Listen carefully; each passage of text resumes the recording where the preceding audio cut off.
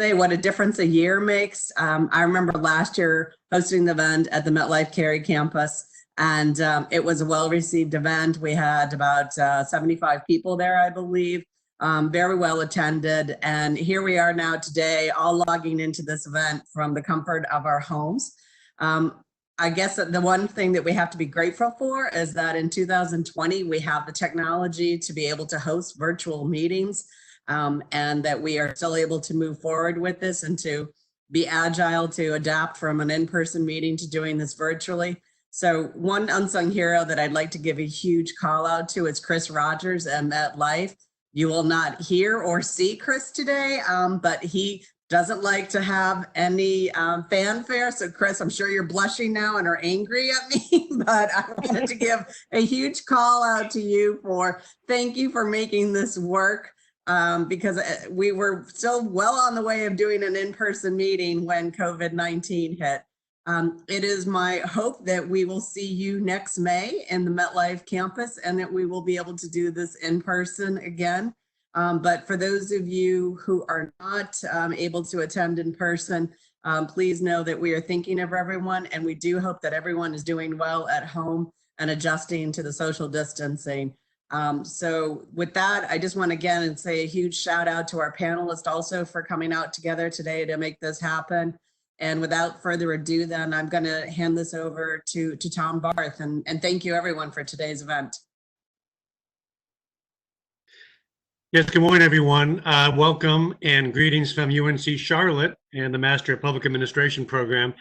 On behalf of the Board of Disability in North Carolina, which, as you know, is your business partner for disability inclusion, I'm just delighted to be here and just so proud to be part of this organization and the staff. And as Margaret just said, you know, we don't let COVID-19 stop us.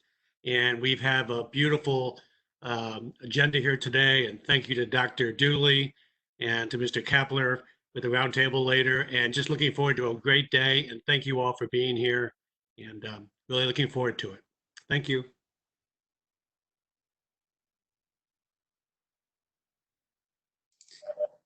Beth, I'm not sure if you're on mute.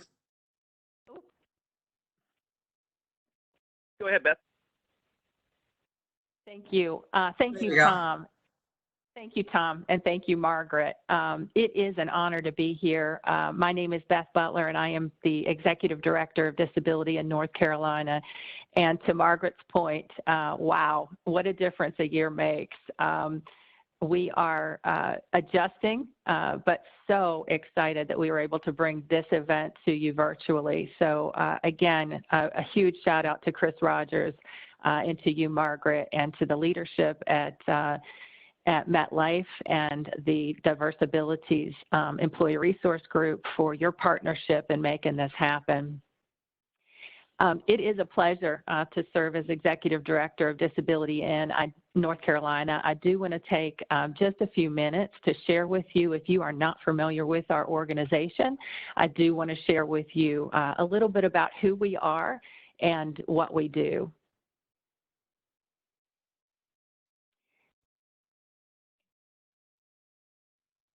And so I'm going to give you a brief overview of who we are. DisabilityIN North Carolina was founded in 2012. We are a business-to-business network that helps businesses with creating their disability employment inclusion strategies. That happens both in the workforce, in the supply chain, and across the marketplace. DisabilityIN North Carolina is a proud affiliate of DisabilityIN, and DisabilityIN is the national nonprofit resource for business disability inclusion worldwide, and includes a network of over 180 corporations or corporate partners, as well as 30 affiliates across the country that are devoted and committed to creating opportunities for individuals with disabilities across enterprises, and businesses across the country. DisabilityIN North Carolina also provides a collective voice for business leaders, for community leaders, for human resource executives, and other stakeholders as we work together to create, again, more inclusive cultures across corporate America for individuals with disabilities. We are a membership organization, and this next slide will show you some of our members and sponsors. We are very, very proud of our members and sponsors, and we could not be here today if it weren't for the commitment of these companies. If you are not a member of DisabilityIN North Carolina, I want to encourage you to visit our website at www.di-nc.org and check us out. We have opportunities for both sponsorship and membership. We can do none of this without you. Also, while you're out on our website, don't forget to follow us on Twitter, LinkedIn, and on our Facebook page. So I want to share with you a bit about the national programs that we have. First, I want to point out the DisabilityIN Supplier Diversity Program. We believe and we know that individuals with disabilities are not only tremendously talented as employees, but a number of individuals with disabilities are champions of entrepreneurship. And so this supplier diversity program is an opportunity for businesses to become registered or certified under our certification program to promote entrepreneurship among individuals with disabilities, as well as our service-disabled veterans. So if you are a small business and you are listening today, please take an opportunity to understand and learn more about our certification program. This creates bigger opportunities for these small businesses to engage as a first, second tier supplier within these supplier diversity programs for larger corporations that are looking to diversify their supply chain and include individuals with disabilities in doing that. The Disability Equality Index is another opportunity. It's a national program that we are so proud of because it is the first benchmarking tool that was created for companies that are interested in understanding where they are in this disability inclusion journey. And the survey is an opportunity for companies to walk through a series of questions, and then they receive a score. And those companies that that score an 80% or above are ranked among the best employers and best places to work for disability inclusion. We have a number of our member and sponsor companies that are among those companies that are ranked the best places to work for disability inclusion. And I do want to highlight as well an Accenture report here that was done in 2018. And basically the question was asked, when a company pays attention to this work, when a company begins a focus on disability inclusion strategies and really makes effort to create environments for individuals with all types of disabilities, does it matter? Is there a return on that investment? And the Accenture report that was, again, released in 2018, the outcome was absolutely yes. Companies that are more inclusive and are champions among people with disabilities see a 28% higher revenue, a 2 times higher net income, and enjoy a 30% better performance on economic profit margins. That is compelling. And so for those that are listening today that are representatives of businesses, whether it's a small business or a large corporation, that this is time well spent. The work that you are doing, especially now as we look at the impacts of COVID-19, this work matters, and it will continue to matter. And we know now through the Accenture research that was done through this Getting to Equal report that it is in fact profitable for businesses to pay attention to this segment of diversity. And as we look at disability in North Carolina here locally within our state, we have a number of different programs that I just wanted to bring to your attention. They are listed here. The Communability Consulting, that's where we walk alongside businesses that have perhaps taken the Disability Equality Index and want to do better. And based on that information that they learn about their culture, you know, what programs can we help them develop to create opportunities for individuals with disabilities? We have a Communability Business Mentoring Program where we connect college students with disabilities with career mentors across the state that are interested in engaging with these young students to give them that network and an opportunity to listen and learn from each other while they're still in college so that they can use that as they continue to launch their careers into the professions of their choice. We have a number of different programs as well. Our next event will take place on July 21st. That will be our ADA celebration. 30 years it's been since the Americans with Disabilities Act was passed, and so we look forward to celebrating that with all of you. Our annual fall conference will be October 1st. That will be hosted by Train Technologies, formerly Ingersoll Rand. That'll take place here in Davidson, North Carolina. Our Ability Jobs portal, if you haven't checked that out, please do that. Visit our website at di-nc.org. That is an opportunity where our business partners post positions to create, again, an opportunity for sourcing talent of individuals with disabilities to join their organizations. And finally, our podcasts. Check us out on Spreaker. We have a series of podcasts under the title, Let's Have a Conversation. And those are just a few of the resources that we have available. So with that, again, I want to encourage you, if you have not checked us out, please do that. And I challenge you to join us because, believe me, there are companies across this state and leaders across this state that are in with North Carolina. So thank you so much for your attention. And we look forward to seeing you at future events.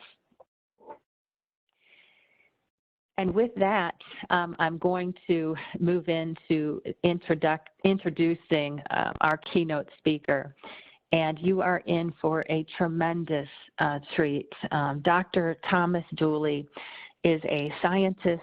He is a serial entrepreneur, an author, and inventor with 3 decades of research and development experience, including 21 years of leadership at the vice president to CEO levels. Employers have included Upjohn, Southern Research, Integraderm, MetaQuest, Agenta, and Trends in Pharma Development. Dr. Dooley is the author of 15 patents and recipient of numerous professional awards, including an endowed chair. He is the author of 75 scientific articles and 4 books. He is the inventor of Pan-X, a class of drugs to treat anxiety, and you'll hear about that today during his remarks. Dr. Dooley's training includes a BS degree from the University of Kansas, a doctorate from Indiana University, and Helen Hay Whitney postdoctoral fellow at the Imperial Cancer Research Fund in London. Dr. Dooley, it is a pleasure to have you with us today. Thank you so much for your flexibility in joining us, and we look forward to hearing your story. Dr. Dooley.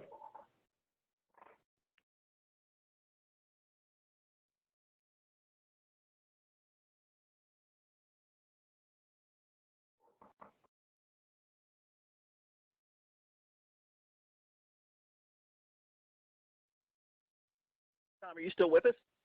I'm still with you. Sound check. Okay. Are you still there? Yes, Yeah. sir. You're on. Okay, great. Yes, we can Great. hear you. There we go, and we can see you. Very good. That's what I was trying to do is a sound check. Make sure we're live. Great. Okay, Beth, thank you so much. And I appreciate the other panelists that are joining with us today and all of the folks that have decided to join in on the call. So the message that I have for you today is the high cost of anxiety. And we're going to look at this through the lenses of two current crises. The first crisis being the opioid crisis, and then most recently, as of the turn of this year, the obvious COVID-19 crisis. And I am actively engaged in both of those as a research scientist and in business. So let's move into the topic of anxiety, which is the overarching theme for today's presentation. Obviously, we'll be broader than this when we talk about mental health generally when we get to the panel discussion, but the focus of my talk is really around anxiety disorders. Anxiety disorders affect at least 40 million adults in the US.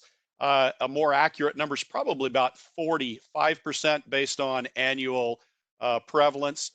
It's broken down into a number of particular medical indications, most notably social anxiety disorder, that's also known as social phobia. And that would include conditions where someone becomes a wallflower when they go to a party, a fear of interacting with people, those kinds of things, or somebody who just doesn't want to hang out with their mother-in-law on a weekend. So social anxiety disorder obviously is one of the major groupings, followed by panic attacks, which are grouped into panic disorder, and a comorbid condition called agoraphobia, and that's the fear of being in public, in the open forum, and being with other people. And agoraphobes tend to stay home, kind of like every one of us on this call today. So it's worth noting, and there are about 6 million people there, followed by generalized anxiety disorder, and that's a persistent condition of anxiety that lasts day by day by day, hour by hour.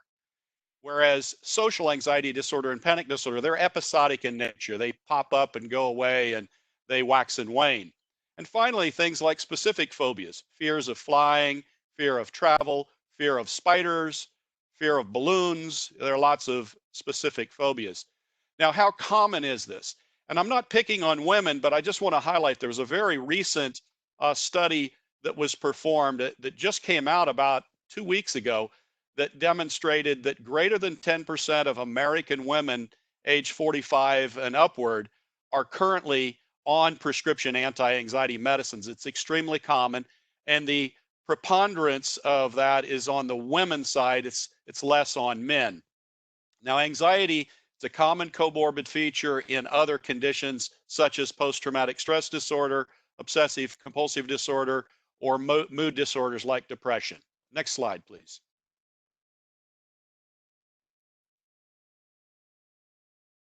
All right, so I want to frame the talk around the opioid crisis, which has tentacles into anxiety disorders. So why did 72,000 people die in 2017, and most of them who passed away from overdoses, they died from opioids? And what are possible solutions to this complex problem? Next slide. So I want to overview this really from 3 separate perspectives, and I'm uniquely suited to do that. I want to talk about the opioid crisis personally and the impact that it's had on my family. And then I'll move beyond that to a professional view, and finally, a pastoral view. Go ahead. Now, the reason that I am so heavily engaged in this topic is because of my son, Thomas. My son Thomas died in early 2017 from an opioid overdose death. And pictured here on the top on the left, he's also to your left in the middle frame, and he's in the center on the right frame, shown with his siblings in the middle. And on the right side where he's bearded, that was shortly before his overdose death, where he's visiting his brother and sister-in-law. So how did this happen in Thomas's life? So as an adolescent, Thomas developed obsessive compulsive disorder, and in his case, it manifested as counting. He would enter a room and he would count ceiling tiles or chairs or bodies. He also had a cleanliness concern, so he was a germaphobe as well. And he was taken to a childhood psychiatrist by concerned parents who really wanted to take care of his issue. We didn't even know what the problem was. We just knew he had a lot of anxiety. He was diagnosed with OCD as his primary diagnosis and was immediately placed on benzodiazepine drugs. They are the go-to anti-anxiety medicines that are PRN, fast-acting, occasional use medicines for the treatment of episodes of anxiety, and drugs such as Xanax, which is the #1 leading product in that class, and also Klonopin. So years later, Thomas went to an oral surgeon, had his wisdom teeth removed, and for the first time in his teenage, young adult life, he felt normal. So the opioids, the pain medicine, was meant to deal with the peripheral pain in his mouth, actually worked on his mind and caused his mind to no longer have racing thoughts and ruminating thoughts. So it actually inadvertently addressed his OCD. And then he eventually then transitioned to prescription opioids, from prescription opioids to street opioids. And then he died primarily because of fentanyl in heroin while on a prescription tramadol medicine at age 24. Next slide.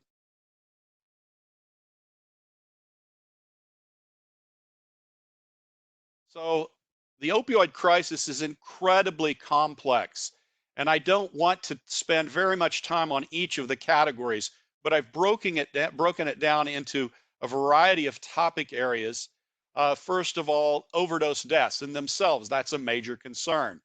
We have the issue of pain management by both ethical prescription pharmaceuticals as well as illegal substances. People who have pain very often use alcohol or illicit drugs to cope if they're not accessing prescription, say, opioid pain medications. The next category to the right is mental health, where we see a problem with confounding addictive and dependent medicines. And that's also a very serious issue.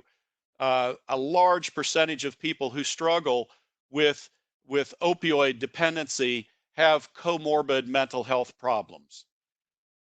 Another category in the lower right are dysfunctional relationships. People who are actively engaged in substance abuse very often surround themselves by other relationships that reinforce negative and bad behaviors in their lives. I like to use this verse out of the Bible. It's Proverbs 13:20, and it says, "He who walks with wise men grows wiser, but the companion of fools will suffer harm." The people that you associate help to determine the path and the trajectory of your life. And if you choose to hang out with people that are bad for you, you'll be like them. So it's who you associate with is a large aspect. And often, if I'm giving this talk in a faith-based community, I can also talk then about moral collapse in society and issues there as well. Towards the bottom of the slide, we look at recovery from addiction. There are many approaches to recovery. They can be a faith-based approach. It can be a medication-assisted treatment. It can be counseling, Narcotics Anonymous, Heroin Anonymous. My son Thomas benefited from Narcotics Anonymous, and I was grateful for that. In the latter days of his life, he was a regular attender. He would go nights to sessions, a step program with Narcotics Anonymous. I'm very grateful for that. It helped him. And then we also want to get at, from a psychotherapy or from a spiritual perspective, how do you heal the historic roots of the causes? People don't just wake up one day and say, gee, I want to be an opioid addict. They just don't do that. They arrive there usually from a trajectory that starts with trauma in their life, earlier in their life. Trauma usually initiates a path, and eventually they succumb to an addictive substance. To the lower left, we see an issue with the supply chain that is coming in, and primarily we're looking at fentanyl and synthetic opioids coming out of China. Some of those then are being re-trafficked through Mexico. Heroin is typically coming out of Afghanistan. And then up above that, you'll see access to information. We didn't have this problem in the past. We all now carry iPhones and smartphones with us. It's very easy to be hooked up with drugs in today's culture. It's very, very easy. You don't even have to leave your home. You just send a text, somebody drives by your driveway and drops something off in your front yard. Very, very simple. And the last topic is justice and incarceration. And I think that from my point of view, that's an area I don't even want to talk about. I think it's just too late. We really need to address the issues on all the other areas in the quadrants of the diagram. Next slide.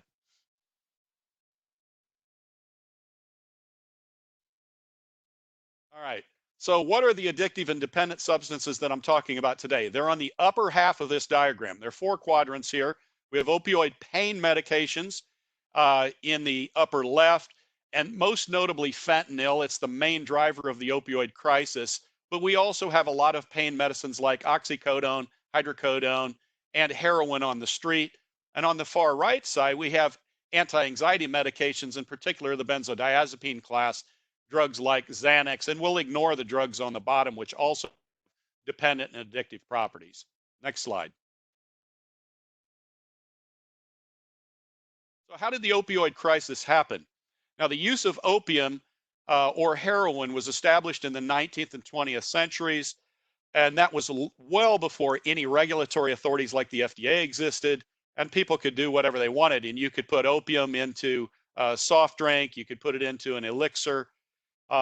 Then we advanced to the 1960s and 1980s, where we had an urban crisis with heroin on the street, followed by a number of pharmaceutical firms had developed high potency synthetic opioids and things like fentanyl back in the 1960s, followed by pharmaceutical firms came along in the 1990s, and they started ramping up sales, very aggressive marketing tactics that were making people believe that these opioid medications were safe for long-term use. They had never been demonstrated in robust clinical trials to be safe, but they were promoted as if they were safe. And we're now seeing a number of cases in the courts over this. Examples would be like Purdue Pharma and other companies that are being taken to court over their false, misleading promotion activities. The next thing that happened in sequence was the development of pill mills. And pill mills were clinics established in certain regions where a patient could walk in the door, see a physician for a few minutes, 3 or 4 minutes. They would immediately be diagnosed as having a substance use disorder or an opioid use disorder, and immediately given a prescription. And then they would walk to the next room, and in the next room would be the pharmacy that then would dispense the pills directly for them.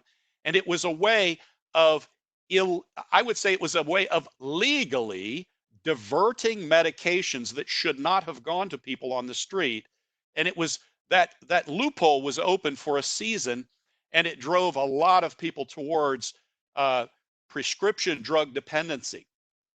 Then we shifted from that to street opioids, and then finally fentanyl came into the supply chain, and fentanyl has been the primary reason that people have been dying. Next.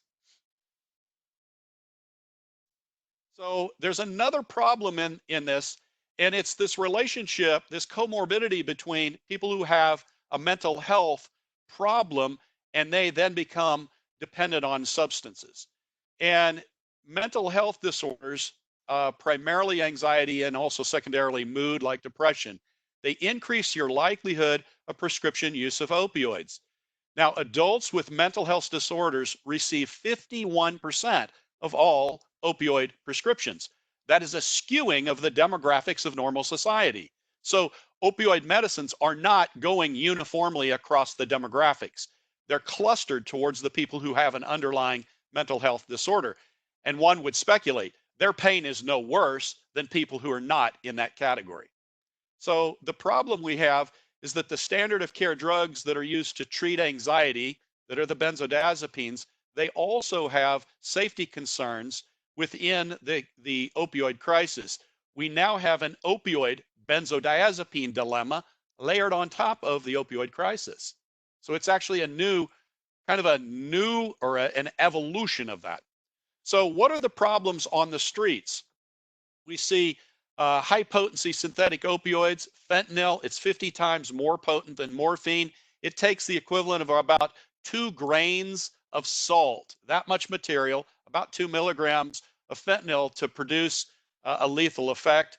Carfentanil is 10,000 times more potent. You don't even have to see a trace of carfentanil and it can kill you.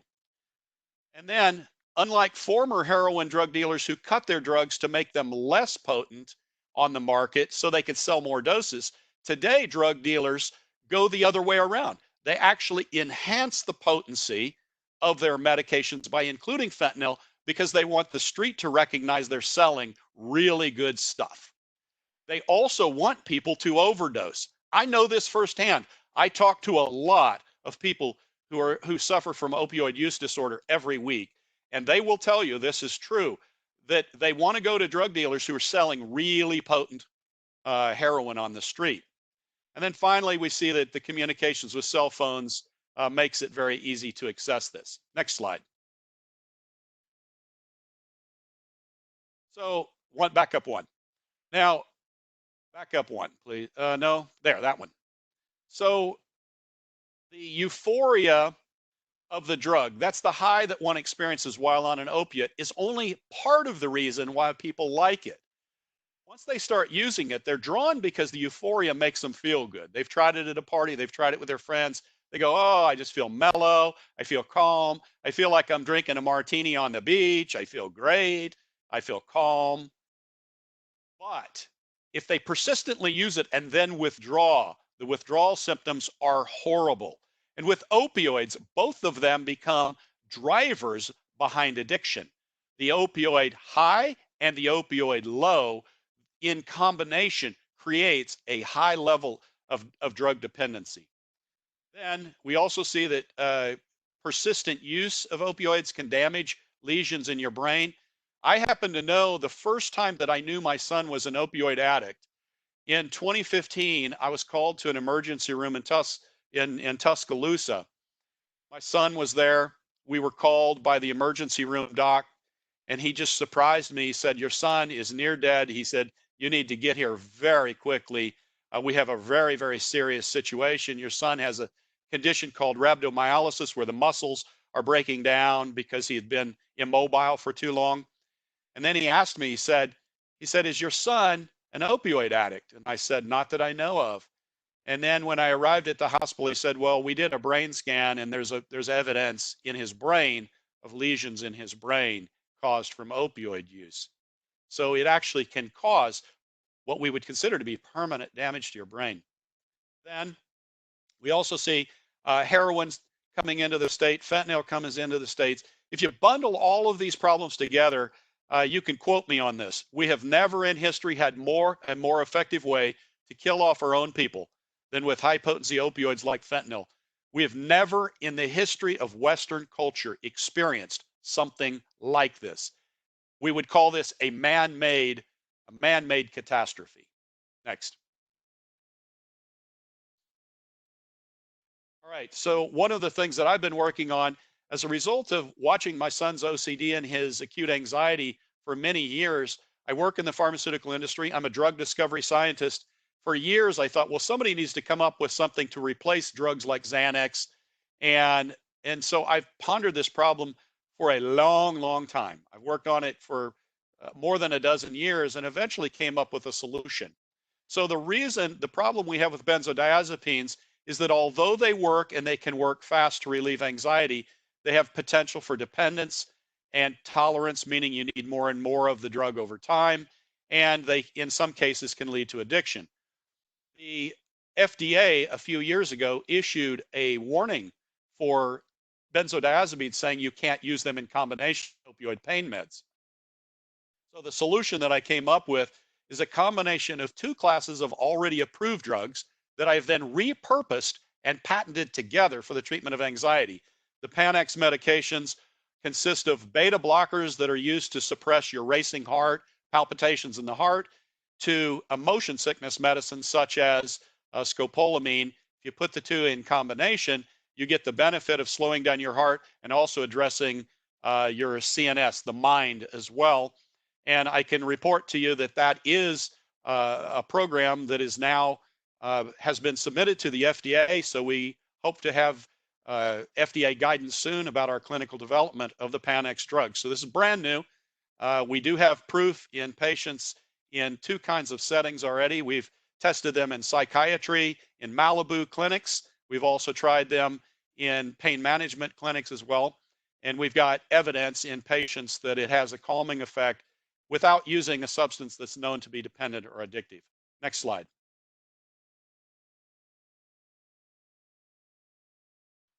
And now I want to turn to really the faith-based component. And this is the pastoral side of my life.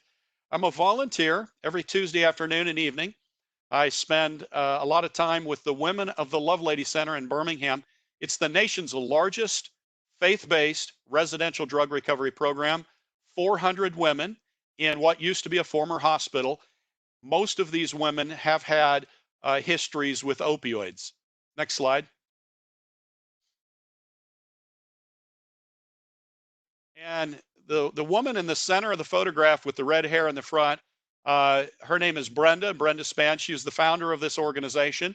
And I have the opportunity of being there. I'm one of the pastoral participants, invited in to help. They have 400 women there in the program. They do a whole way house approach.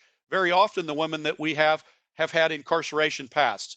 Probably 3/4 of the women have been incarcerated. Probably 3/4 or more have had opioid histories.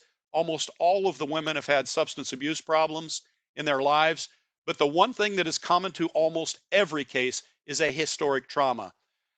One of the things that I think that I personally learned from being with them, I had been around my son and experienced his struggles and his life issues, but to see it through the optics of a female struggling was different. To me, it's quite different. And one of the things that I've noticed in working with the women is that almost all of them started with an assault, a physical assault or a sexual assault early in life. Almost every single woman. If a woman walks in the room, I can already predict and prophesy to her, you probably have had this and this and this happen in your life because of the preponderance of those circumstances. And later in the talk, this will be discussed further. So we also have a Judeo-Christian emphasis. We have no government support. We have counseling, medical assistance, dental assistance, and we also have the women work hard in our thrift stores. So they help to generate income for the facility. It's a 9-month program. And the ultimate goal, and I have loved doing this because it's been a redemptive thing for me. I've suffered a lot because of my son's life, because of his tragic death, and now I get to impart hope to these ladies. Next slide. Oh, and one comment I want to make, and that is this, that when we're dealing with the issue of opioid addiction, I'm a firm believer in all hands on deck. You don't have to be a person of faith to benefit from these procedures. You can be an agnostic, an atheist, you can be whatever you want to be. And my view is, if Narcotics Anonymous works for you, great. If faith-based programs work, great. If medicines work, great. It's not a versus B, it's a or B or both approach to therapy. So what are some of the solutions that we have for the opioid crisis? First, we need to develop new pain medicines that are non-addicting. Examples of which that are in research today are gabapentin, which is used for peripheral nerve pain, ketamine, which is being repurposed today, cannabinoids, things related to marijuana, they're being studied. And I personally prefer the idea of redesigning opioids that bind opioid receptors, but they lack the CNS activity. They lack the euphoria piece. We're also working to develop new classes of anti-anxiety medicines, an example of which is Panax, which I've worked on. We have also benefited greatly from Narcan, naloxone. That is an antagonist. This is a compound that blocks the effect of heroin or morphine or an opioid on the receptors, and it can bring individuals back to life. And this thing is a genuine lifesaver. And it's getting into the hands of first responders. It's getting into the hands of policemen and firemen and EMTs. And it's doing a wonderful job of maintaining life until we can get a person into some kind of a subsequent treatment. Next slide. There are all obvious different kinds of recovery solutions out there. One can use medically assisted therapies like Suboxone or Vivitrol. And at present, the best solutions that we have available for the treatment of opioid dependency is to use one of those medicines, and preferably one of those medicines in combination with counseling or some kind of an accountability. So there's very good evidence that they will help you. If you're addicted to an opioid and you do not take an MAT approach, your probability of relapse, of drug relapse, is up to 80%. It's extremely high. So you need to use this to help mute those relapse rates. Counseling is outstanding, and it's not just counseling initially, it's ongoing. And finally, we need to address the issues of fentanyl reaching the streets. I had a wonderful opportunity recently. I was at a dinner, and the former head of the Justice Department came and sat at my table, and he sat down and he says, "Oh, Dr. Dooley," he says, "have we made any progress on addressing this fentanyl issue?" And is fentanyl the big deal? And it was wonderful. I had a beautiful dialogue with former Jeff Sessions, who was the head of that. And I told him, I said, yeah, there has been some progress in addressing the the importation, the illegal importation of fentanyl, and hopefully that will help address this. Next slide. All right. So two of the things that I personally have been engaged in is a restoration of hope through two means. And I would say, since my son died, it was as if God put a fish hook in my mouth and pulled me sideways. I had never set out in my life to devote so much of my bandwidth and my time towards substance abuse. It wasn't really on my radar. I was working on other things. But as a result of what I saw, the pain and the loss of our son, my life has been largely diverted. And for the past 3 years plus, I've devoted a lot of time to redeeming the loss of that pain. One of the things is a book that ironically arrived before my son died, called Hope When Everything Seems Hopeless. This book was actually dedicated to my son when he was suffering from OCD. And I've also helped to, establish Panax as potentially a new replacement for benzodiazepines. So we can take horrible experiences in life and we can be resilient overcomers in spite of that. Next slide. We're now going to transition into what's happening on the COVID front. I told you today is 2 for the price of 1. And we're going to quickly look at the issue of COVID. I actually work some in COVID too. It's been also dropped in my plate recently as a research scientist, and I'm delighted to be involved in it. So let's look at the COVID pandemic and its relationship to mental health. The issues that we're facing are multifaceted. We have economic drivers, loss of income, disruption of our lives. All of us today, I would presume all or almost every one of us on this call, are probably at home, sitting on a computer, or looking at our mobile phones. Our lives have been disrupted. We've had loss of rights and freedoms. We also have had information flow that I think has not been good for us. We've had misinformation in media reports, misinformation from politicians, misinformation from social media. And what it's at its core, it really addresses a lack of wisdom and a lack of knowledge. So we've got that. It generates conspiracies. We've got conspiracies saying that 5G radiation, electromagnetic radiation, is a contributor or the driver, and that COVID isn't even a virus. We've got people believing all kinds of silly, ridiculous things and espousing them online. And it's also produced a distrust of experts, physicians, and politicians. That's not good. As a result of this, what are the consequences? Stress that is leading to anxiety, confusion that's leading to worry, ruminating thoughts, obsessions and compulsions, and insecurity, followed by trauma that can ultimately lead to post-traumatic stress disorder. You bundle all of those things up. What are people doing to address it? People are turning to alcohol. Listen to the reports. Beer is moving off of shelves faster than ever before. People are also going to become even more dependent on substances. So it's my prediction, as well as virtually every authority in mental health today will tell you, that anxiety disorders are definitely going to increase above the 40 million individuals already diagnosed. Next slide.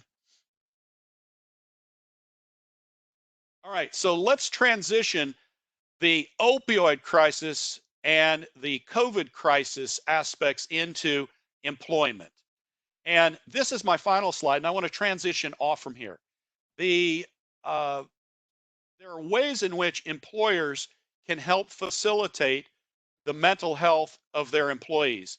We have external means to do that. Referrals can be made for medical, psychiatric, or psychological assessments. There can be medical and or non-medical treatments. And there are also residential programs for substance use disorders.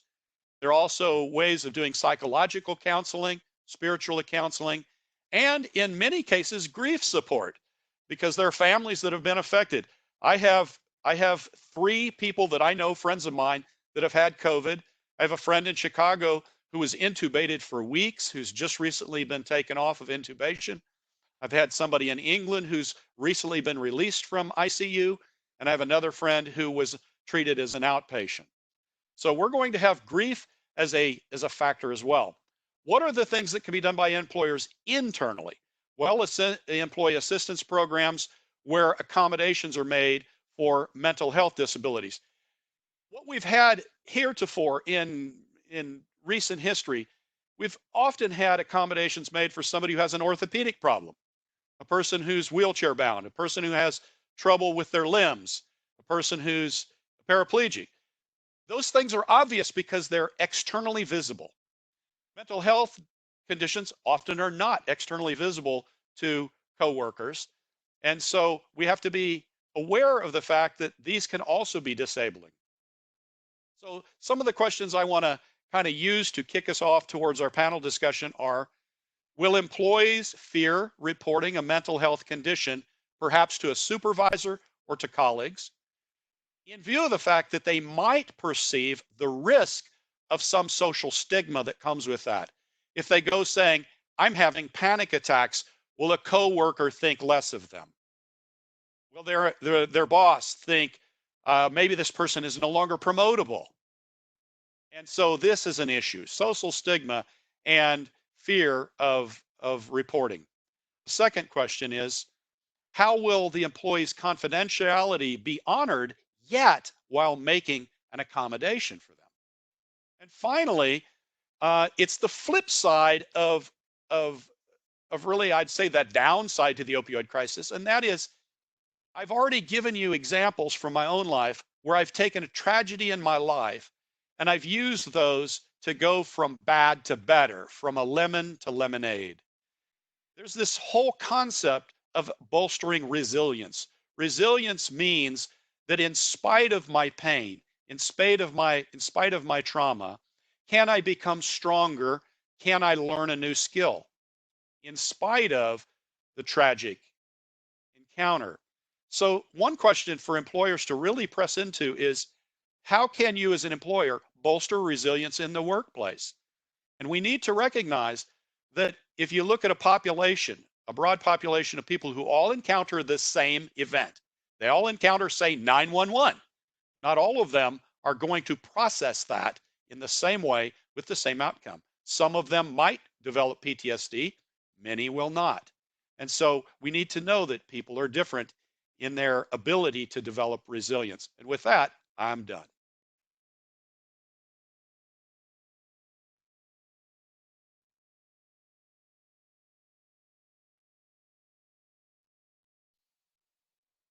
as expected, it was full. Thank you so much for your willingness to join us today. This is an important topic, and we want to transition now to our roundtable and have a continuing conversation with our panelists. But first, I want to introduce to you our facilitator for today's roundtable, and his name is Jonathan Kapler. Jonathan is the Senior Advisor and Chief of Staff to the Deputy Secretary for Behavioral Health and Intellectual and Developmental Disabilities at the North Carolina Department of Health and Human Services. In this role, he leads special initiatives and supports the Deputy Secretary and other department officials leading North Carolina's public behavioral health system. Jonathan previously served as Executive Director of the North Carolina Free Enterprise Foundation, a nonprofit organization that provides the state's business community nonpartisan political research and analysis. In this role, he was widely recognized for his objective analysis and earned respect across the political spectrum. Prior to his role at NCFEF, Kapler served as Interim Vice President of Federal Relations and Director of State Government Relations for the University of North Carolina system, where he represented the 17 institutions that comprise the University of North Carolina in business before the North Carolina General Assembly, state agencies, the U.S. Congress, and federal agencies. Jonathan earned his undergraduate degree in political science and in Spanish and holds a Master's of Public Policy from American University School of Public Affairs. Jonathan is a past president of the Appalachian Alumni Association, a fellow of the North Carolina Institute of Political Leadership, and a member of Leadership North Carolina. Again, Jonathan, thank you so much for joining us today and your willingness to serve as our moderator. And I'm going to turn it over to you to introduce the other participants in today's roundtable. Jonathan? Hey there, thank you. I'm so glad to be here and appreciate all the work that DisabilityIN North Carolina, you, Beth, and the team do to bring these issues to the forefront and to work with employers across the state and partners across the country to help integrate individuals with diverse abilities into the workforce. So I appreciate that. I'm going to go ahead and actually let our panelists introduce themselves, give you a little bit of background about their expertise and the unique circumstances in which we find ourselves here, all from working from home in the midst of a couple of different crises of the moment. So I'll start with Dr. Chargia. Thank you for the opportunity to join. My name is Nadia Chargia. I'm a psychiatrist with UNC. I've done my training throughout my residency, fellowship, and I'm now faculty with the department. I'm joining the panel today. I have a couple of different hats that I think are relevant to the discussion. Certainly my background in mental health.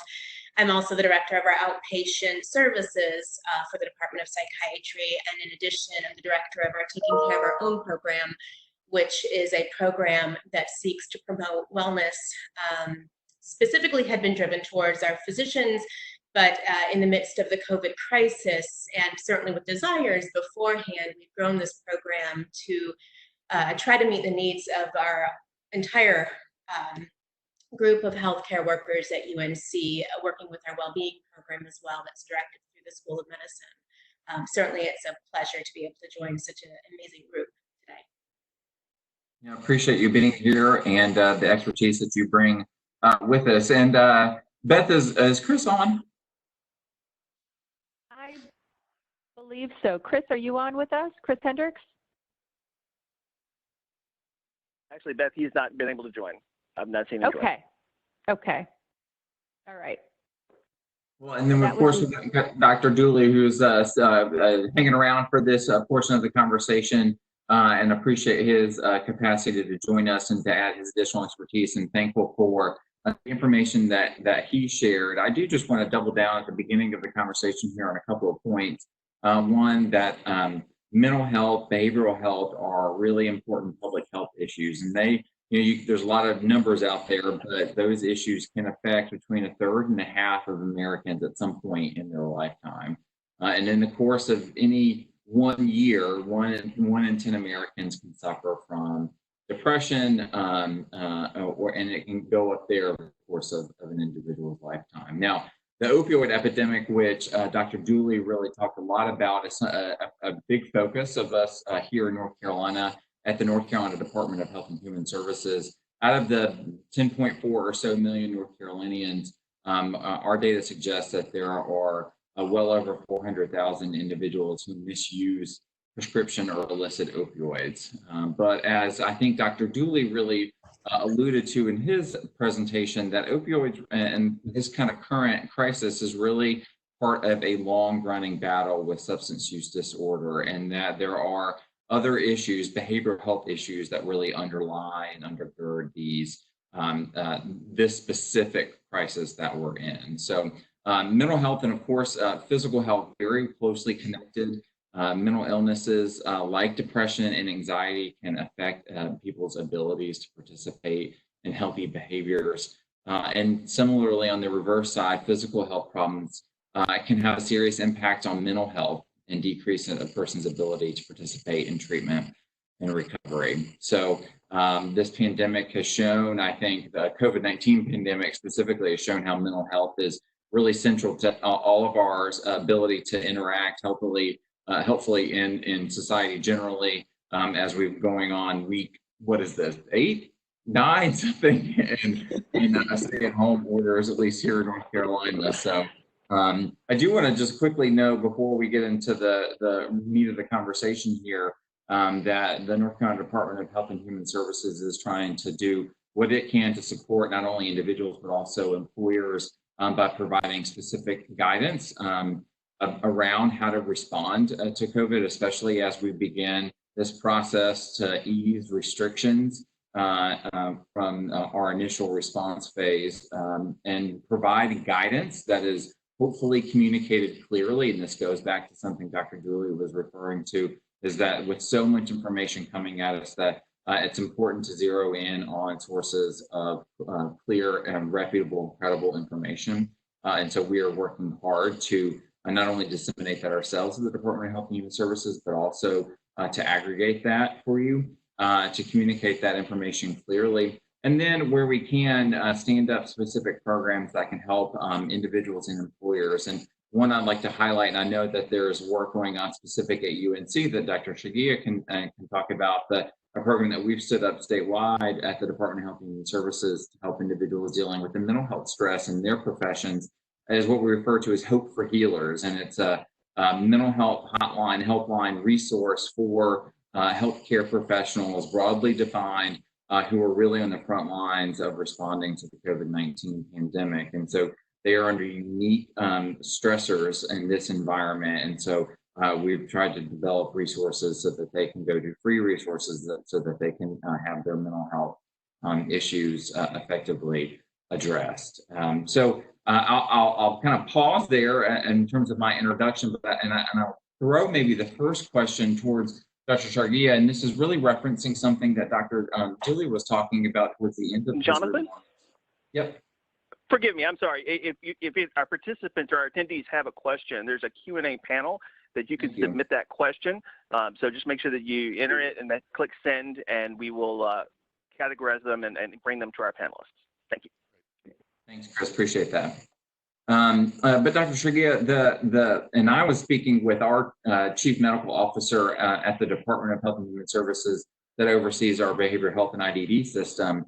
And she introduced the concept of thinking about our response to COVID-19 for society broadly through the lens of trauma. That was not something that I had kind of initially thought of. And it was something that came up specifically in Dr. Dooley's presentation around substance use. And so I was hoping that you could maybe talk about that as a way in which to view our reaction, behavioral health reaction to COVID-19 and other behavioral health issues. Sure, happy to. I mean, I think it's a trauma that we're not necessarily, aware of, and as you mentioned, I don't think globally we're necessarily thinking about it as such. But I mean, trauma at its core is any threat of harm to self or direct threat of harm to others who are in our close network. When that threat is something that is either perceived or real, it is a reaction that we internalize. I will say, you know, to experience a trauma is different than experiencing a trauma disorder such as PTSD. However, anyone who is at risk of experiencing a trauma, and unfortunately, the current crisis that we face through COVID, like opioid crisis and epidemic that's been this longstanding concern, a multitude of other things are traumas that we're exposed to that we have a tendency to potentially internalize. When I look at the lens as a healthcare worker, you know, we are often in a pattern of just go and do and take care of. And I think we are a group, but I won't say that this is unique to healthcare workers by any means, where we will often deny what we are going through, what we are experiencing. We may deny, we may repress, we may not acknowledge. With that, then I think pairs more of a risk if we are internalizing, nonetheless, the spirit, this experience, as we're all scared at some point right now, right? This is unprecedented. We don't know what to expect. We don't know when this is going to end. We don't know what's the best way to address it. We're learning as we're going. We're building a plane while we're flying it, right? But if we're denying that experience, if we're not processing it, if we're not seeking those supports that often help us process and move through, then there is risk that this is something that will have not just ramifications presently, but in the future to come. And maybe you could speak a little bit about what are some healthy coping mechanisms for individuals, and particularly as it's something that maybe employers could help support as individuals are kind of reacting to the situation that we're in relevant to COVID. Yeah, absolutely. I mean, as Dr. Dooley had pointed out, you know, a lot of the mental health, I want to say struggle, but just the experience, the emotional experience is something that we don't necessarily always wear on our shoulders. I think eliciting conversation, reaching out to our employees as leaders, both expressing our own vulnerability as well as letting others know that we're there for support. There is so much benefit and value in just eliciting these conversations, trying for the feedback and joining in what we know is a shared experience. Unfortunately, we're all going through this, but there is so much value, and I greatly respect, as Dr. Dooley pointed out, it doesn't take, you don't need to have a psychiatrist, you don't need to have a therapist. Of course, those are there and can be a benefit if necessary, but there's so many ways and venues that support can be elicited. Having these conversations is such a protective factor when we look at who's at risk of developing PTSD. Those who have support networks, and we have to work a little extra harder these days to make sure that those are in place. But those are something that any of us can do, and I would encourage all employers to be. Yeah, and I do want to double down on that point. You know, as so many of us have transitioned into working from home or just simply having our lives disrupted, both personally and professionally, I think that it's more incumbent on us as colleagues, as managers, beyond those individuals in our workplaces, primarily in the human resources space, whose kind of day-to-day is really focused on employee well-being.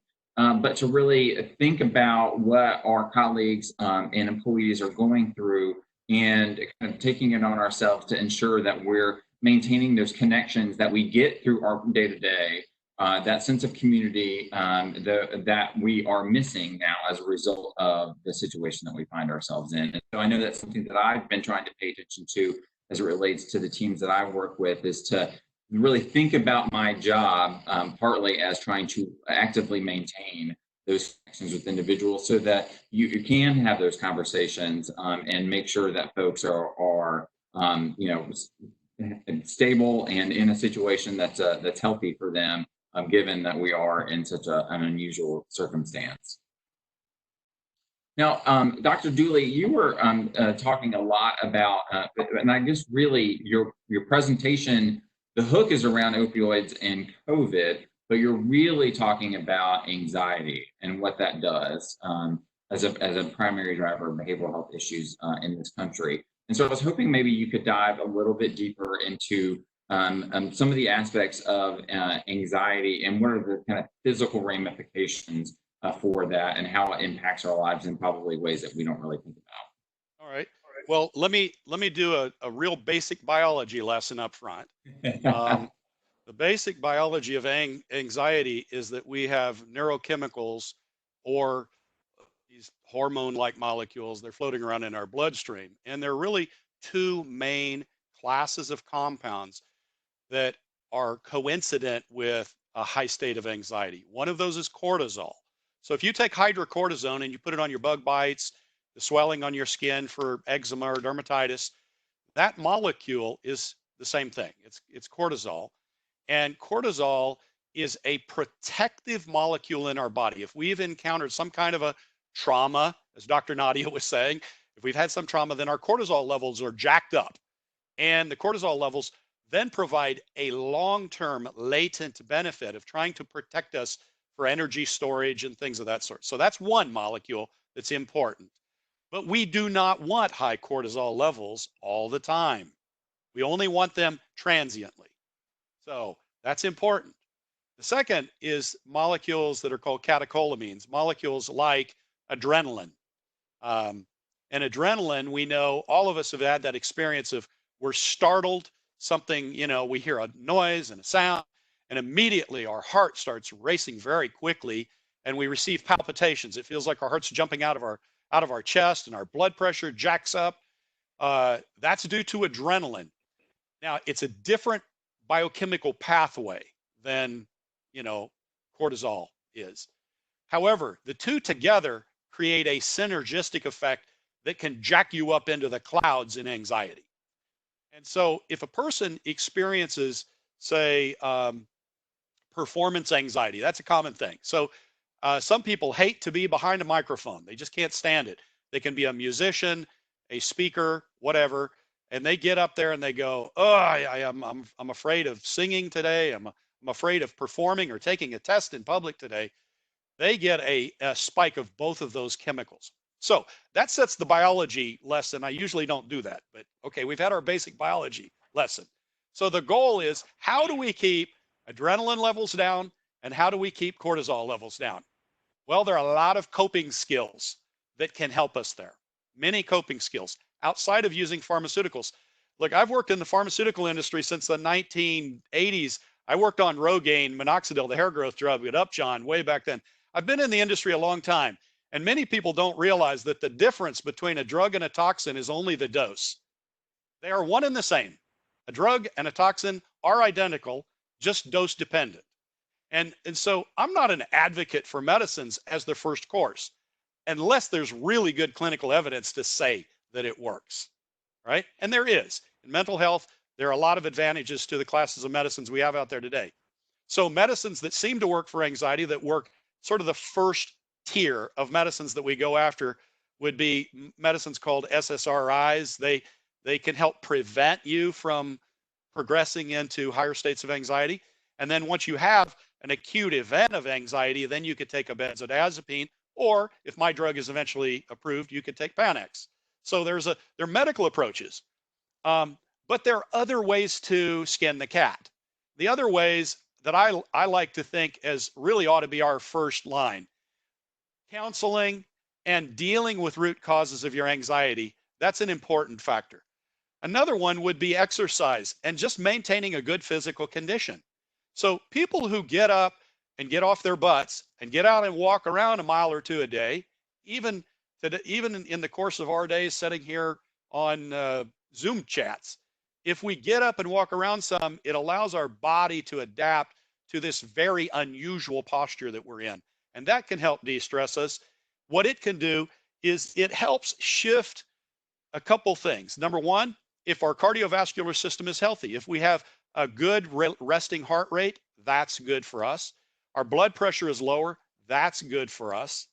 So just the exercise itself can benefit the heart, but it can also benefit your dopamine levels, another neurotransmitter that determines whether you experience joy or not in life. And we want to maintain good dopamine levels. So exercise is one of the good ways to do that. Diet is another category that we can focus in on. I'd say exercise and diet are two things that are directly deployable in the workforce. Exercise and diet without medication, all employers can do that. They can tell their employees, okay, we're going to have this 15-minute break. Go out and walk around the yard outside. And, you know, some people use that for smoke breaks. I don't advocate that, but I'd say the opposite of a smoke break, you know, a health break, right? And we could start advocating that, you know, we could have activities based around exercise and events based around that. We could also have events based around healthy eating. And that can also be beneficial because we've got too many people that are stressed out. Their cortisol levels are high. We have people that are eating diets that are prone to producing diabetes and obesity. And so by pulling back the reins on those things that every single person should be able to do something about, I think we can address some of that, Jonathan. Yeah, and you actually kind of led into an area that I wanted to touch on at some point in today's conversation is ways in which kind of managers and employers can kind of thoughtfully monitor and support their employees' mental health, and some tips about how to A, go about that, and B, react to that. And you were talking about some of those kind of physical elements that are so closely tied to our behavioral health wellness. And so maybe you could kind of dive a little bit further into some ways in which that employers and managers can really kind of thoughtfully engage in that with their employees. Okay, well, I'm going to divert to Dr. Nadia. Would you want to weigh in on that? Well, I think what was immediately coming to mind, this might be a bit not off topic, but not quite what you're looking for. I think, you know, even being just aware, and if you see shifts or changes in an employee, productivity perhaps is off, maybe their throughput is not what it used to be. You know, I think eliciting the conversation of how are you doing rather than why is this going on, but coming at it from more of that supportive angle, recognizing that very well that could be a sign that emotionally they could be struggling a bit more. I think that's just one way. You know, what's the word choice that we have when we're approaching any of our employees or our colleagues? Yeah, I love the idea of the health break, and hopefully that would be uncoupled from a smoke break. Building in, you know, some automatic moments to de-stress. Even the chit chat in a meeting, starting with a 5-minute icebreaker at the beginning or ending, sort of drawing in that wellness bow, I think also can go a long way. Dr. Dooley, do you have other things to add? No, you encapsulated my thoughts as well. So of the issues that we haven't talked about, and one that we can advocate for that will have a tremendous impact on anxiety status, it's sleep. Sleep is huge. If I took the 400 women at the Lovelady Center and I had only 1 minute to tell them one thing, the one thing I would tell them to help them is have a regular sleep cycle and get 8 hours of sleep. Very often people who are drawn into substance abuse, they're doing it in the wee hours of the morning. Their circadian rhythms are all whacked up. You cannot maintain good health without a regular sleep cycle. And a sleep cycle program is something that employers could talk about, where you actually have a program in-house, not only a wellness break where, you know, instead of cigarettes, but if you have a direct program and you advocate to your employees and say, okay, today we're going to have a psychologist and a psychiatrist. They're going to talk for 15 minutes on the benefits of sleep. It's simple. You can do this and it's not threatening to people. The folks who have, let me say, the folks who have got chronic obsessive thought patterns, they lay in bed at night. My son as a young teen, laid in bed at night till 3 in the morning. He could not sleep. He would have this, I call it like a squirrel cage of thoughts, just rolling around and rolling around. He's ruminating thoughts over and over 100 times. Couldn't get to sleep. And with all of the nonsense that we encounter thanks to Steve Jobs and his colleagues, this is another thing we can do, is we can advocate for cell-free downtime at work. So I've given you 3: a wellness break, a program on sleep, and turn this noise off. How's that? That's smart, and I'm going to try and incorporate that myself. These things, including getting a good night's rest, which is sometimes harder to do than we would like, for certain. But yeah, now one of the things that I'm hopeful actually about in the context of this pandemic is that we have all experienced it in some way. If it's simply having to transition to working from home, which has a whole host of complications. There are a number of individuals who have certainly had larger disruptions. They've lost their jobs.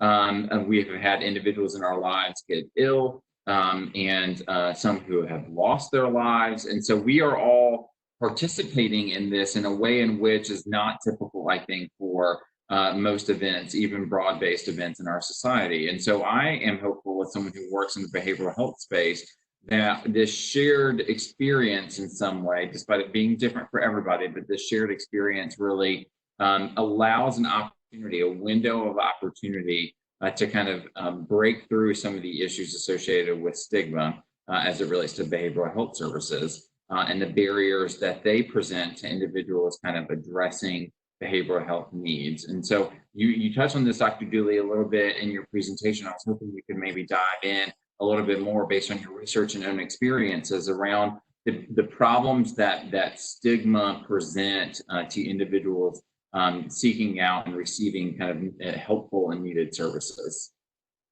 It's an important issue, and frankly, the stigma aspect of mental health prevented my wife and I for years from knowing what was going on in our son. Our son was fearful of coming to us and just putting his cards on the table and say, I don't know what's going on. I'm struggling. He put on a, man it up kind of approach as a young boy, and we were seeing signs of a mental disturbance. We didn't know what it was. I'll give you an example.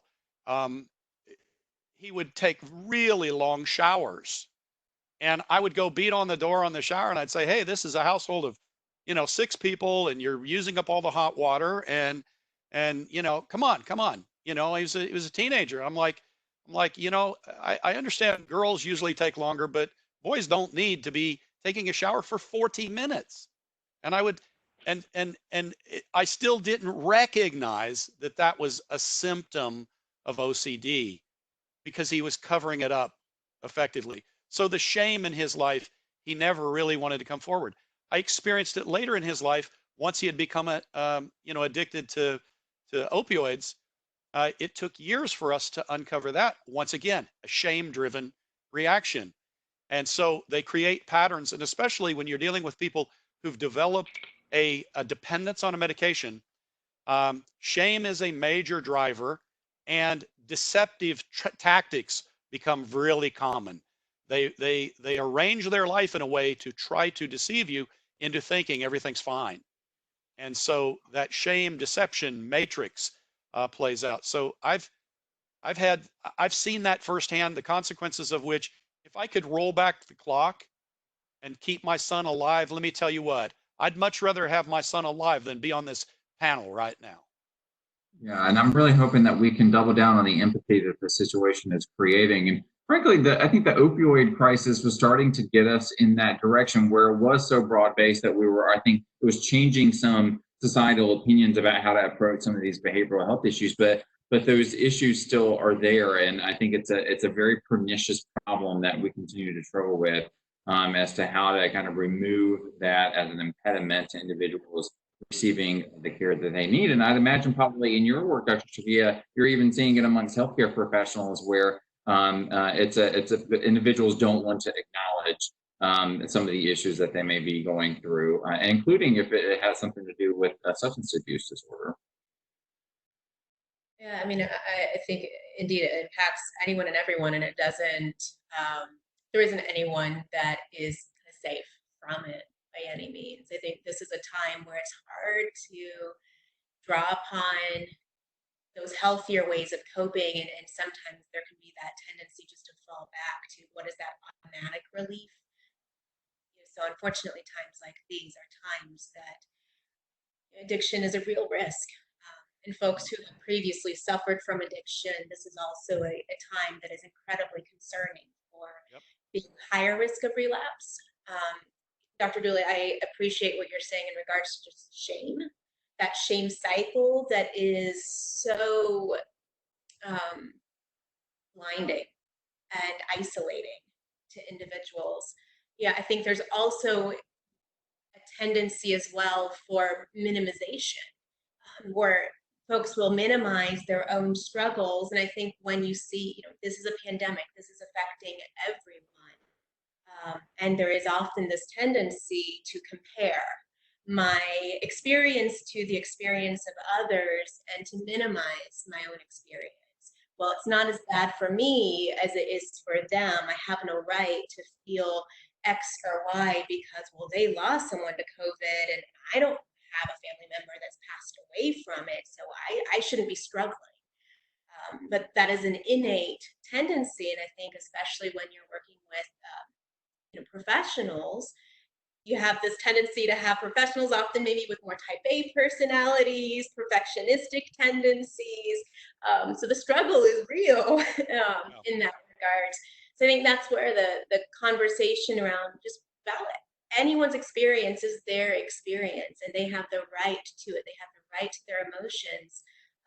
Trying to help encourage those conversations to share all of our vulnerabilities, sometimes can be ways to just try and draw that out rather than, those tendencies of just repressing it, tucking it away, disacknowledging it, where they just fester and they can become something more than what they are. Well, Nadia, Dr. Nadia, I'm thankful. Um, for those of you who aren't in the medical profession, we have the liberty to call each other by first names. So peer to peer, we get away with it. So I have to elevate her title here today. So doctor, I want to thank you. I want to thank you for what you've said there. Can you weigh in on, in this current crisis, one of the key issues that we've had is this physical separation, and we know that physical touch and loneliness are drivers to psychosomatic issues. Would you please just kind of weigh in on, we are creating a real dilemma right now. And for these months that we've already passed through and the months to come where we're physically isolated and we're not touching people, you touched on it by saying, well, people who are prone to substance relapse, they're having a hard time right now because they're used to going to an NA meeting, an AA meeting. They're used to going to a counseling session face to face. And I'll also say, for the sake of all of the participants in our call today, every one of you has benefited because you got to spend time for free with a psychiatrist and you didn't have to pay for it. I mean, psychiatrist time is valuable. It's precious. They're hard to get. I mean, it's hard to get in front of a psychiatrist, but I'm going to press back. Setting that aside, let's look at the issues of loneliness and touch. I mean, by all means, the disconnected nature of this current crisis. Yeah, I think it takes the extra thoughtfulness to then force connection. I think it was in something that you said. There's a way to express connection that does not require touch, but we have to be more deliberate about it. I think I will add on a layer of disconnectedness that I think is something that our society is faced with at this time in technological advancement is, text, right? We text, we don't call. We send an email, we don't Zoom. We turn our video off half the time when we're Zooming. So being more conscientious about taking the extra step to really own the connection and recognize it is absolutely necessary. What we're seeing in a lot of our healthcare workers is also disruption of teams. We would gather in a conference room, we would have a team meeting about our patient on a daily basis. On rounds, we're having these conversations with nursing staff and RT and OT and our residents and our students. And now we're all in our corners, and I may have to have 5 different phone calls or Zoom meetings rather than that one just interaction that we wouldn't even think about and that we all just have been taking for granted. So trying to lead more purposeful connectivity to really force the touch, as it were, and doing it professionally, encouraging others to do it socially also. Well, can you weigh in on this as well? Because my wife works in a retirement center and they're on lockdown. Fortunately, their facility has not had any cases of COVID. And it's answered prayer. We're grateful. They have not. Many elder care facilities are taking it on the chin right now. And we do know that in geriatrics, physical touch, audible, presence is important. What do you think is going to happen because we're very likely, I would predict we're likely to see nursing homes still in isolation for 6 months or longer. It's going to last a long time. It might be a year. I don't know. It could be way out there in the future. What do you think is going to happen to the mental health of the patients that are in retirement? We're talking 60, 65 years upward. What do you think? I think the risk of, when you see the isolation and that lack of connection continuing, the risk of it developing into more pathology. Depression, I think, is such a huge, huge risk right now. When we look at, there's some data that's coming out from countries that were earliest affected, and we're seeing rates of depression soar. I think amongst healthcare workers alone, but then even patients, I would think it was upwards of about 50% of individuals in the Wuhan province are meeting criteria for major depressive disorder. Right. When you look at the distancing measures, I think I applaud. I won't applaud much, but we won't get into politics. But I do applaud the difference of messaging where it is not social distance, it is physical distance. And I agree. Disconnecting those, I think, are key. It's a misnomer. Somebody should have caught that early on and said, no. We want more social connectedness. It's the physical piece. But I think, efforts, and this is where too, local organizations, business leaders, area organizations, trying to help identify who are some of these at-risk groups, what are some of these at-risk facilities, are there ways that we can help? Are there ways that we can help, in nursing homes, assisted living facilities, group homes? Often these are individuals who are financially limited, not have access to technology to promote some of the connections that's happening, at least in virtual realms. Are there ways that we can get computers, iPads, smartphones, ways that we can help boost the access to technology so we can help promote more of that connectivity? I think there's different ways that we can address it. Yeah, well, thank you. I mean, I know that the focus of this panel is really towards how do we assist employers who are considering these issues. But elder care is important to all of us because we don't just take our elder care responsibilities and set them aside just because we're at the workplace. Right. We have this pervasive concern, are my grandparents, are they going to be okay? Or are they at risk? And currently, based on what we know of the pathogenesis of and the epidemiology of COVID-19, it looks that, the elderly, people over age 65 are highly, highly at risk.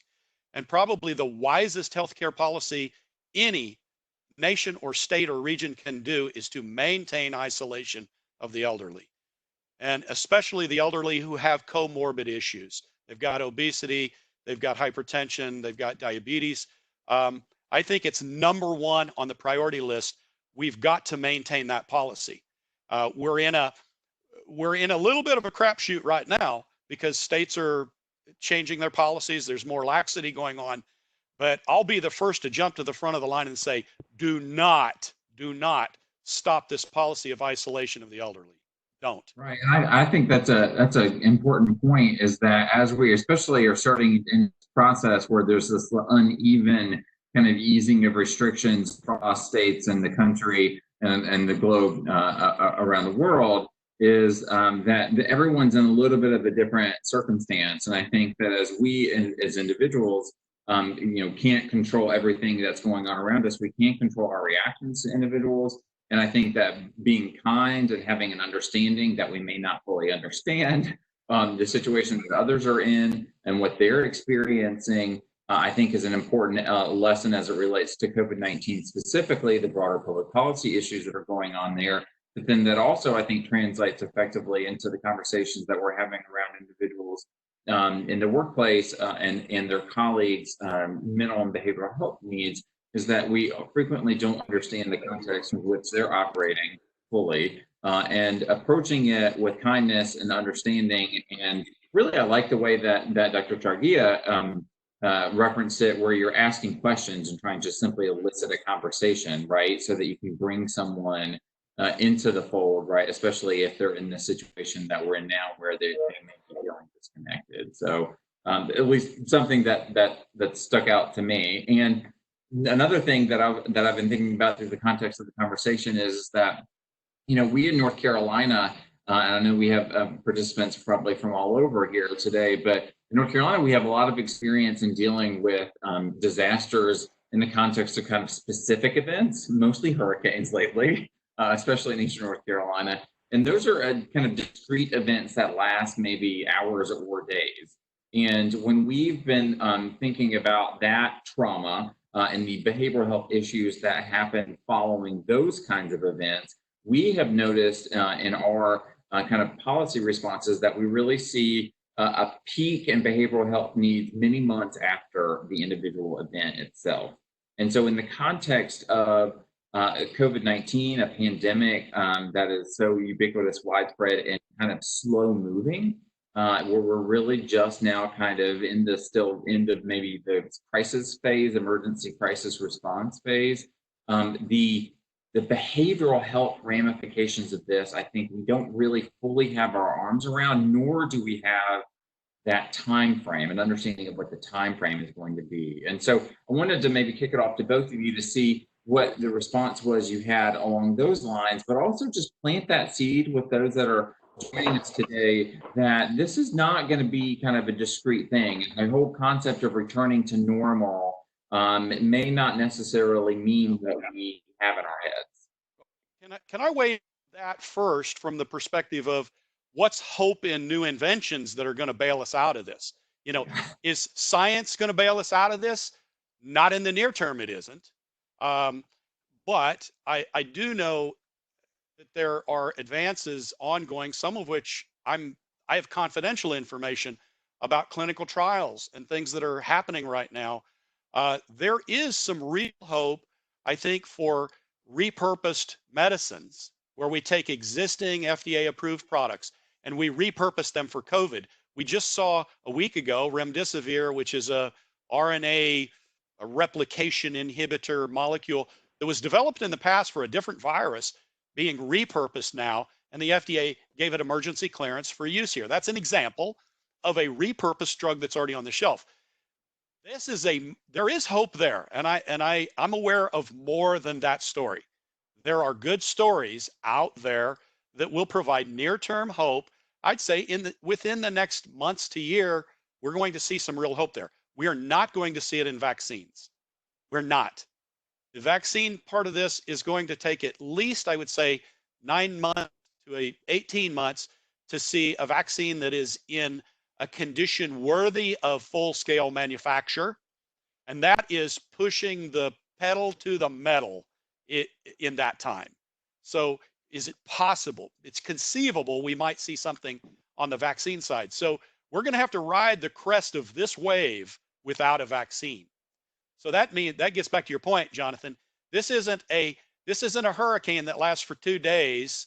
You know, this isn't going to be just knocking some sand down on the beach and let's go, you know, let's deal with it. This thing is going to persist for months to years. And back to Dr. Nadia, we have the issues of what happens to, how do you process trauma? Yeah, and speaking to some of the efforts at UNC, as you mentioned, Jonathan, absolutely, we don't know where will we be at. When is that 4-6 month period, and when does that 4-6 month period end? Because this is ongoing, this is enduring. We need to increase the mental health support, and there is going to have a lot of the support can come through other means. Again, I've stated before, and I'll restate. Direct support does not need to be from a psychiatrist, from a psychologist, but we are going to need the help of all of our psychiatrists and all of our psychologists and our social workers and therapists across the board in all venues and in all avenues that they work in. We need to increase access. We need to help continue to create the message that it is okay to get help. And beyond that, we all will need help. We all need to process. We all need to increase our network of coping for this.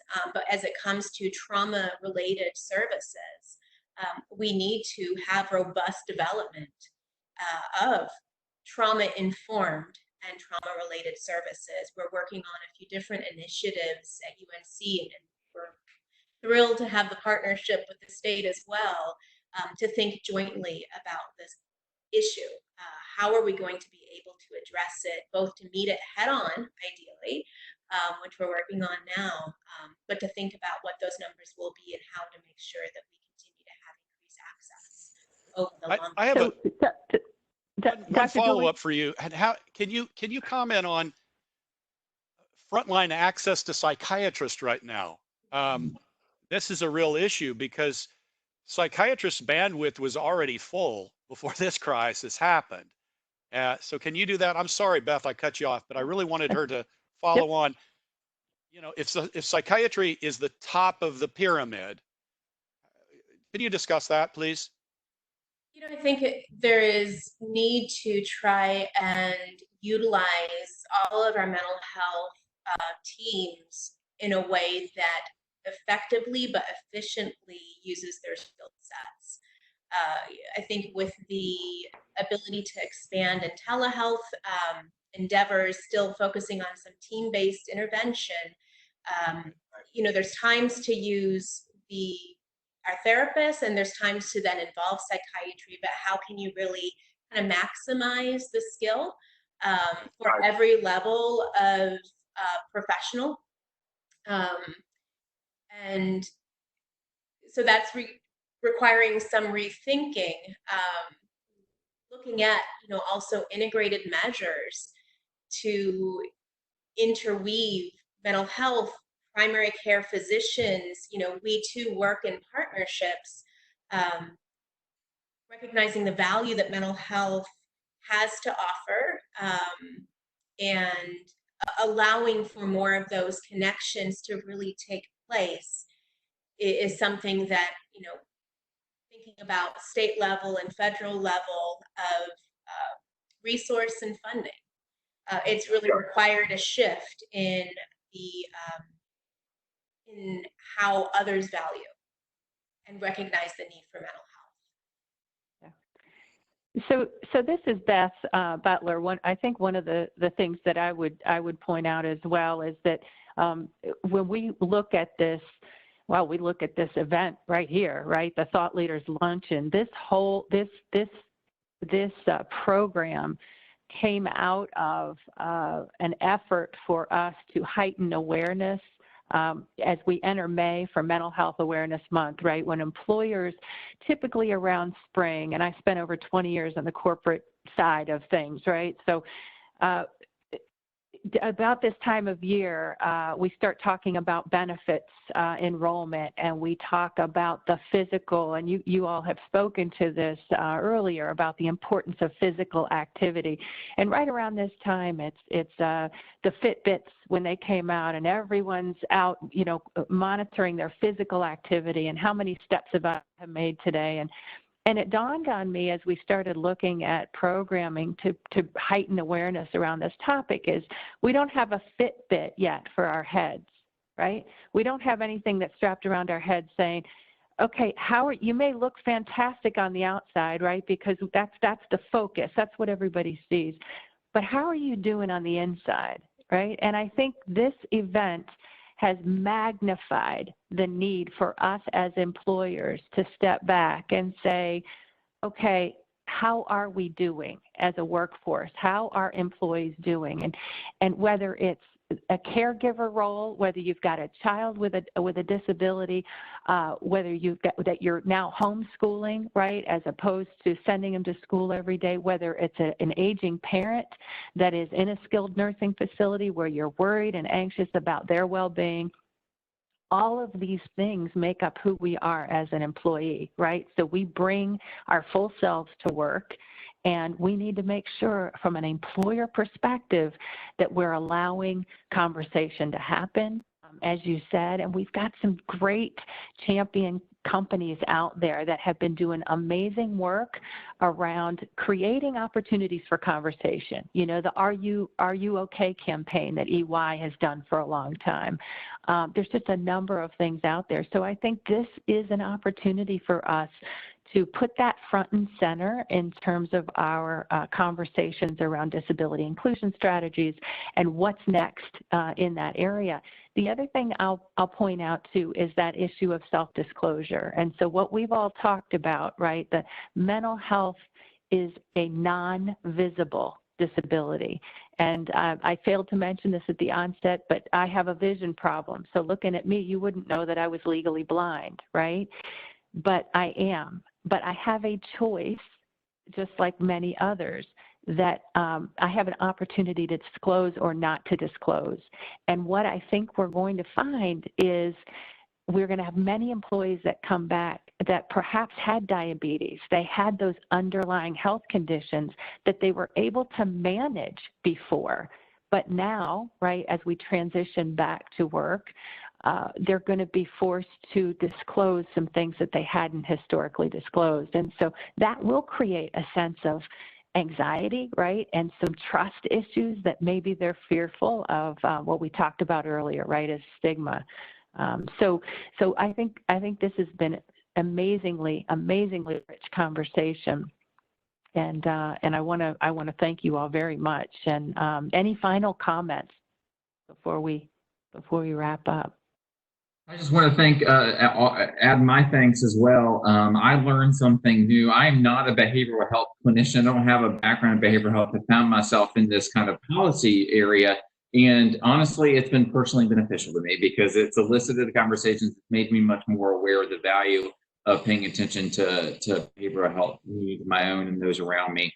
And so I hope that folks were able to get something from the conversation today. I certainly appreciate Dr. Dooley's perspectives and Dr. Shargia's as well. And certainly thank you, Beth, and DisabilityIN North Carolina for providing a platform for these conversations, both on behavioral health issues specifically, but also on disability inclusion broadly. Thank you. Well, Jonathan, thank you. Thank you so much for facilitating such a rich conversation.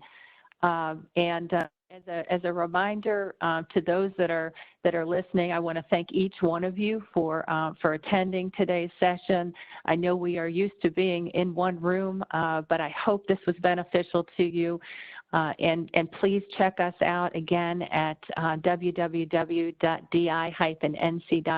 for more information. We do have a COVID-19 resource page out there as well that has some great resources and information specific to the needs of those individuals that you may be working with, as well as employers as we move through this COVID-19 experience. So With that, I want to thank you all so much for joining us. And again, thank you, MetLife, for hosting, and the Diverse Abilities Employee Resource Group for your tremendous leadership. And join us again for our next event that will be happening July 21st, when we celebrate the 30th, I cannot believe it, the 30th anniversary of the signing of the Americans with Disabilities Act.